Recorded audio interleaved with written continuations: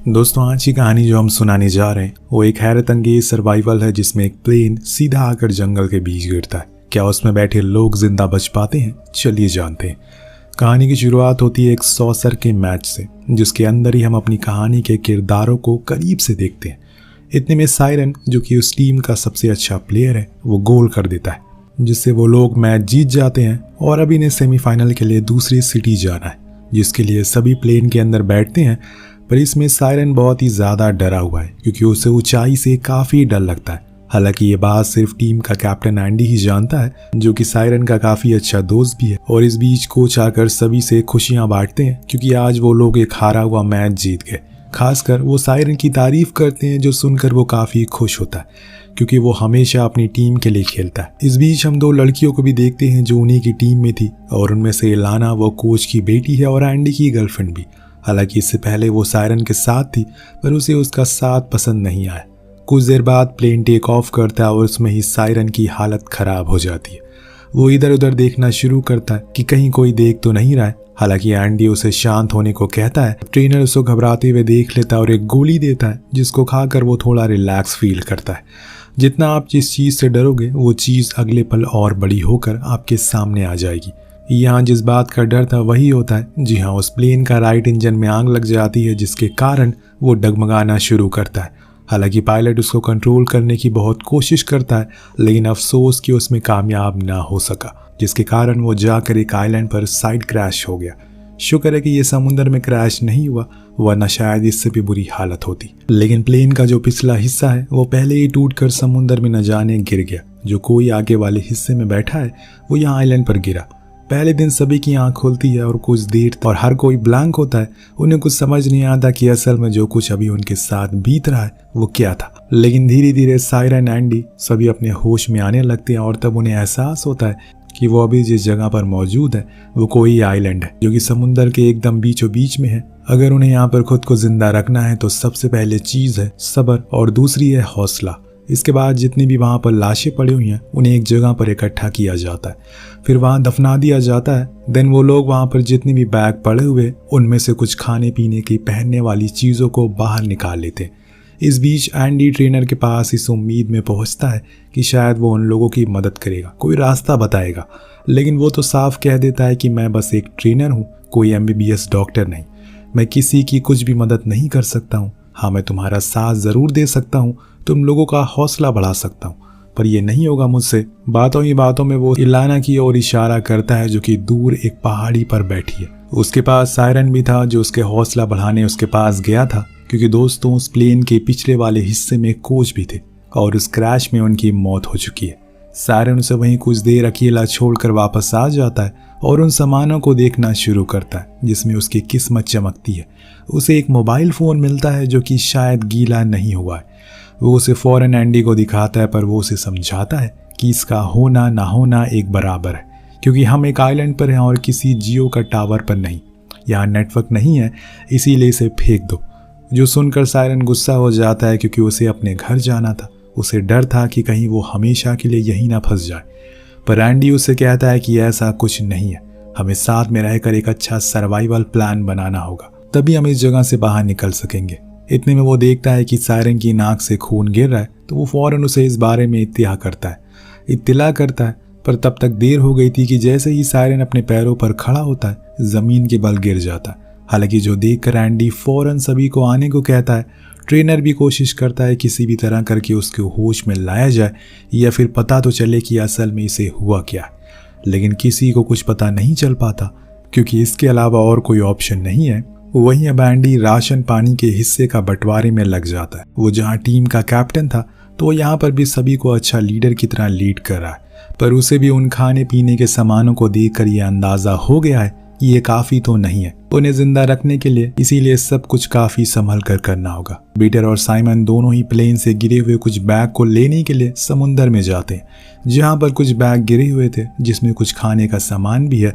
पर इतने में वहां पर एक शार्क आ जाती है, जिसे डर कर पीटर बिना साइमन को लिए बाहर आ जाता है, उसे वहीं छोड़ देता है। हालांकि साइमन को कुछ होता नहीं है क्योंकि वो भी बाहर आ गया था, पर इन दोनों की बेवकूफ़ी के कारण महीने भर का खाना समुद्र में बह जाता है, इसके चलते जब वो बाहर आते हैं तो दोनों में ही भयंकर लड़ाई होती है, जिसके बीच में एंडी आकर उन्हें अलग करता है और समझाता है कि ये सब तुम लोग क्या कर रहे हो, ऐसे यहाँ पर सरवाइव करोगे, हालातों को समझो, हम अभी भी एक टीम की तरह हैं। पर यहाँ पीटर सारी गलती साइमन की है ऐसा कहता है, लेकिन एंडी सजा दोनों को देता है क्योंकि उन्होंने ऐसा करके माहौल और ख़राब कर दिया। वो दोनों को एक दिन बिना खाने के रहने को कहता है, यही उनकी सज़ा है। यहाँ अब इन्होंने उस जगह पर कुछ टेंट वगैरह बना लिए हैं जिसमें ये अपनी रातें काटा करते हैं। पर अब 3 दिन हो गए और समय के साथ साथ इनका भोजन और पानी दोनों ही ख़त्म हो रहा है। इसीलिए अब किसी न किसी को तो यहाँ खुद की कुर्बानी देनी होगी, जिसका मतलब ये है कि अगर वो मर गए तो उन्हें अपना मांस के टुकड़े से अपने दोस्तों का पेट भरना होगा। एक समय के मोड़ पर आकर इन्हें यह करना ही पड़ेगा, क्योंकि अगर जिंदा रहना है तो कुछ तो खाना ही होगा, चाहे वो दोस्तों की लाशें ही क्यों ना हो। वहीं एंडी ने अब वहाँ लकड़ियों की मदद से एक बड़ा सा हेल्प भी लिख दिया है जो काफ़ी ज़रूरी है। 3 दिन बाद आखिरकार सायरन को होश आता है। उसको ठीक देखकर सभी बहुत खुश होते, सबसे ज़्यादा एंडी, क्योंकि वो उसकी बैकबोन है। अगर वो उसके साथ रहेगा तो उसे हिम्मत मिलेगी। दोनों बातें करते हैं, उसमें एंडी उसे अभी तक जो भी कुछ हुआ वो सब बताता है, और ये भी कि अब खाना बस मुश्किल से 4 या 5 दिन का बचा है, उसके बाद हमें कुछ करना होगा। सायरन कहता है कि हमें रेस्क्यू कर लिया जाएगा, तुम घबराओ मत। एंडी उसे बताता है कि हम में से 2 लोग घायल हैं और वो कुछ ही दिन में मर भी जाएंगे। वो जो भी खाना खा रहे हैं एक तरीके से वेस्ट हो रहा है। मैं ये सोच रहा हूँ कि उन्हें खाना देना बंद कर दो, लेकिन सायरन मना करता है। अगले सीन में हम उन 2 में से एक घायल शख्स को देखते हैं जिसका पैर अब सड़ने लगा है। सायरन उसको जख्मों को साफ करने के लिए एंडी से पानी मांगता है, पर वो देने से इनकार करता है क्योंकि इसका कोई फ़ायदा नहीं है। वो पानी का इस्तेमाल करके बस पानी को बर्बाद कर रहा है। पर सायरन को ये बात पसंद नहीं आती, इसीलिए वो खुद के हिस्से का पानी देने को कहता है, भले ही वो एक दिन प्यासा ही रहे। लेकिन वो इस आदमी की केयर करना चाहता है और ऐसे मरने के लिए छोड़ नहीं सकता। अब उस रात को अपने सभी लोगों के साथ वो मीटिंग करता है। इसमें वो उनसे कहता है कि हमें घायलों को मरने देना होगा, वरना हम सभी मर जाएंगे अगर खाना जल्दी खत्म हो गया। उसकी बात से आधे से ज़्यादा लोग सहमत थे, इसीलिए वो कल से उन दोनों को खाना देना बंद कर देते हैं, जिसके कारण 2 दिन बाद ही एक बंदे की मौत हो जाती है और जिसको एंडी खुद दफनाने के लिए लेकर जाता है। अब इसके बाद कुछ और दिन बीत जाते हैं। उसी दौरान ग्रोसरी जंगल में टॉयलेट के लिए जाता है तो वहाँ उसे अपने सामने एक आइलैंड दिखता है जो बहुत ही कम दूरी पर था। एंडी फैसला करता है कि उन्हें वहाँ पर जाना चाहिए, क्योंकि इस आइलैंड पर तो कुछ खास है ही नहीं खाने को। वो अपने 3 और लोगों को लेकर जाता है, जिसमें उसका भाई भी शामिल है। सभी वहाँ पहुँचते हैं, खाने की तलाश में जुट जाते हैं। वो आइलैंड थोड़ा सा अजीब था क्योंकि वहाँ काफ़ी अंधेरा था। इधर हम ट्रेनर और सायरन को देखते हैं जो आपस में बातें कर रहे थे। ट्रेनर बताता है कि मैं सुबह जंगल में गया था कुछ खाने की तलाश में, जिस दौरान मुझे ये बेरीज मिली, पर ये जहरीली है। हमारे पास अब खाना खत्म हो चुका है, बस कुछ और दिन हम जिंदा रहेंगे, उसके बाद एक एक करके सभी लोग मारे जाएंगे।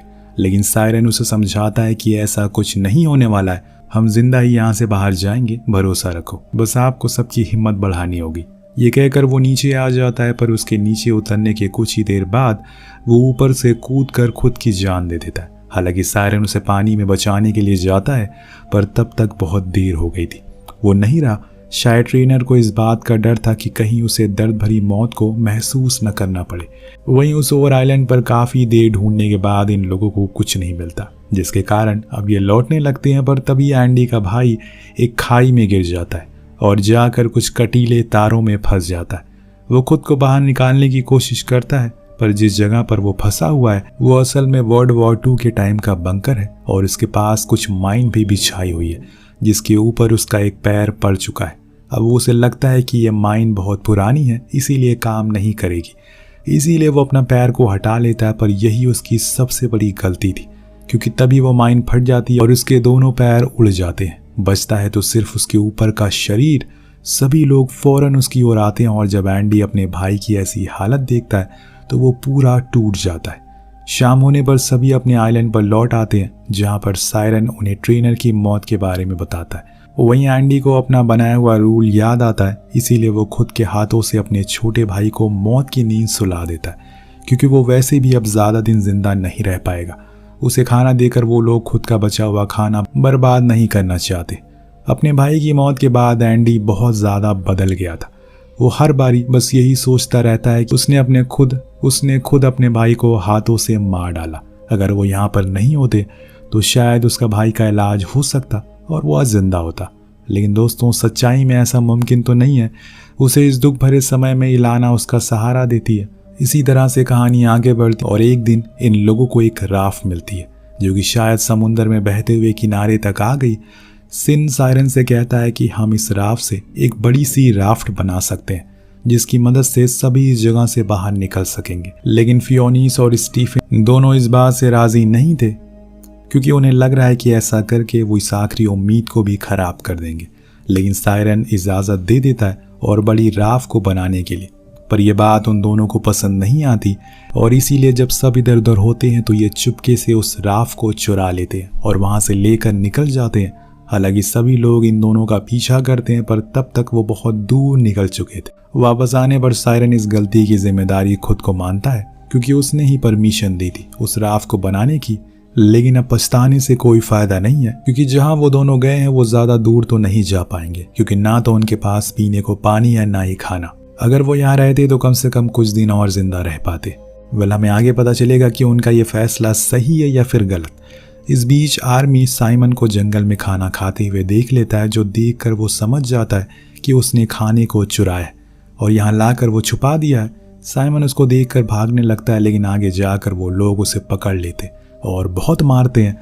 तब सायरन और एंडी आ जाते हैं। जब एंडी को ये बात पता चलती है तो उसका दिमाग तो गुस्से से फट जाता है क्योंकि उसके भाई ने खाना ढूंढने के चक्कर में खुद की जान गंवा दी और तुम यहाँ पर खाना चुरा रहे हो। वो चाकू लेकर उसे मारने वाला होता है कि तभी सिन और कुछ लोग उसे रोकने के लिए आते हैं, पर इस चक्कर में वो चाकू सिन के गले पर लग जाता है और वो वहीं मारा जाता है। ये चीज़ देखकर इवा बहुत ही मायूस हो जाती है और थोड़ी देर बाद एंडी अपनी गलती की सभी से माफ़ी मांगता है और कहता है कि अब मैं दूसरे आइलैंड पर जा रहा हूँ कुछ खाने को ढूंढने के लिए, यहाँ पर रहकर कुछ भी नहीं मिलने वाला। उसके साथ इलाना और 2 लोग जाने को राज़ी हो जाते हैं। इसीलिए अब वो आधा राशन भी अपने साथ ले गया। अब यहाँ पर सिर्फ 3 ही बंदे बचे रह गए, सायरन, इवा और घायल रायन, जो कुछ पेड़ों के बीच में बोतल को काट कर बांध रहा था ताकि जो कुछ भी पानी पत्तों में जमा हुआ है वो अगर नीचे गिरे तो बोतल में आ जाए, उन्हें कुछ पीने को पानी मिल जाए। क्या ही सीन है, सामने आता समुंदर है लेकिन फिर भी प्यासे हैं ये, इनके होंठ सूख रहे हैं। वहीं एंडी के हाथ कुछ नहीं लग रहा है। वो बहुत कोशिश करता है मछलियों को पकड़ने की लेकिन हर बारी असफलता ही हाथ लगती है जिसके कारण वो बहुत ज़्यादा परेशान और गुस्से में आ गया था। अब उसका बिहेवियर भी बहुत बदल गया था। यहाँ एक दिन जब सायरन सोकर उठता है तो उसे पता चलता है कि किसी ने उसका पानी चुरा लिया है और ये ज़रूर उन्हीं लोगों का काम होगा। इसीलिए वो उस आइलैंड पर जाता है और एंडी से बात करने के लिए, जिसकी हालत अब बहुत ही बेकार हो गई है। वो उसे वापस आने का न्योता देता और कहता है कि ऐसे तुम्हें हमारा खाना पानी नहीं चुराना चाहिए, ये गलत है। पर एंडी बिना कोई जवाब दिए वहाँ से चला जाता है। वापस आने पर सायरन अपने लोगों को कहता है हमें चौकन्ना रहना होगा, वो वापस ज़रूर आएगा। इस दौरान हम देखते हैं कि इलियाना के पास आर्मी आता है, उसके साथ ज़बरदस्ती करने लगता है जिससे कि वो बचकर जंगल की ओर भागने लगती है। आर्मी ने उसे काबू में लाने के लिए एक पत्थर उसके सामने लगा दिया जिससे वो बेहोश हो गई, पर उसे लगा कि वो मर गई, इसीलिए वो काफ़ी डर गया। तभी वहाँ पर हम रायन को देखते जो कि दूसरे वाले आइलैंड से आया था। उसने इलाना की ये हालत देख ली थी, पर ये दोनों उसके पीछे भागते हैं लेकिन तब तक वो निकल चुका था। आर्मी अपने साथी से कहता है कि इसको यहीं पर छोड़ दो, हम एंडी से कहेंगे कि रायन ने आकर इलाना का ये हाल किया। वहीं अब अपने आइलैंड पर पहुंचकर वो सायरन को बताता है कि इलाना के साथ वो लोग बहुत बुरा कर रहे हैं, तो वो कहता है कि मुझे जाना होगा उसे बचाने के लिए, पर तुम ये बात ध्यान रखना अब वो यहाँ पर ज़रूर आएंगे हमें मारने के लिए ताकि हमारा खाने को चुरा सके। तो सभी छुप जाते हैं। अगले दिन हम एंडी को देखते हैं जो अपने भाई की मौत के बाद काफ़ी बदल चुका है। उसे हर समय बस मरा हुआ भाई दिख रहा है जो उसे कहता है कि उन्हें जाकर मार दो, उन्हें जीने का कोई हक नहीं है। जो दोस्त कभी एक दूसरे के लिए जान देते थे आज वही एक दूसरे की जान के दुश्मन बन गए। रात होने पर सायरन उसी आइलैंड पर जाता है जहाँ उसे पता लगता है कि इलाना बस बेहोश हुई है, इसीलिए वो उसे लेकर अपनी ओर आने लगता है। लेकिन तब तक जो एंडी के साथी थे वो उनके पास पहुंच गए थे और एक एक करके उनके सभी साथियों को मारना शुरू करते हैं। मारने की कोशिश करते हैं लेकिन रायन उन्हें फ्लेयर चला देता है जिससे कि डक मारा जाता है, लेकिन मार्टिन वहां से भाग जाता है। वहीं एंडी सायरन के सभी सामानों को जला देता है और फिर अब सायरन की तलाश में लग जाता है। तभी उसके हाथ रायन लग गया था जिसका चारा बनाकर वो सायरन को बाहर आने को कहता है। तो उसे मजबूरन आना ही पड़ता है। दिन उन दोनों में लड़ाई होना शुरू हो गई थी। वहां पर इलाना, रेयान, मार्टिन सभी खड़े हुए थे, लेकिन कोई इन्हें रोकता नहीं है, क्योंकि सभी को पता था कि अगर किसी ने कुछ किया तो वो अपनी जान से हाथ धो बैठेगा। अब दोनों बहुत ही बुरी तरह से लड़ते हैं, जिसमें एंडी को काफी चोट भी आती है। इतने में वहां पर हम चॉपर की आवाज को सुनते हैं। जी हाँ, उन्हें बचाने के लिए 2 हेलीकॉप्टर आ गए, लेकिन ये क्या, एंडी उन हेलीकॉप्टर को देखकर जंगल की ओर भाग जाता है, पर इन सभी को बचा लिया जाता है। सभी बहुत खुश थे। जब इनसे पूछा जाता है कि क्या कोई और है जो भी जिंदा है, तो सायरन कहता है कि नहीं, बस हम ही हैं। यानी कि अब एंडी अपनी पूरी जिंदगी इसी आइलैंड पर काट देगा। पर उसने ये क्यों किया? शायद वो अपने भाई को ऐसे छोड़कर नहीं जा सका, या फिर उसके भाई की मौत ने उसके दिमाग पर इतना गहरा असर डाला कि उसने खुद पर काबू करना ही छोड़ दिया। अब बात आती है कि ये चॉपर आए कैसे। तो दरअसल जो लोग बोट लेकर फरार हुए थे, उन्हें एक शिप ने देख लिया और फिर उन्होंने ही अपने साथियों के बारे में बताया। यानी कि उनका जाने का फैसला बिल्कुल सही था, जिसके बाद इन्हें बचाने के लिए ये लोग आए हैं। वेल, आपको कहानी कैसी लगी नीचे कमेंट करके जरूर बताएगा। मिलते हैं अगली वीडियो में। Thank you so much watching. Peace out.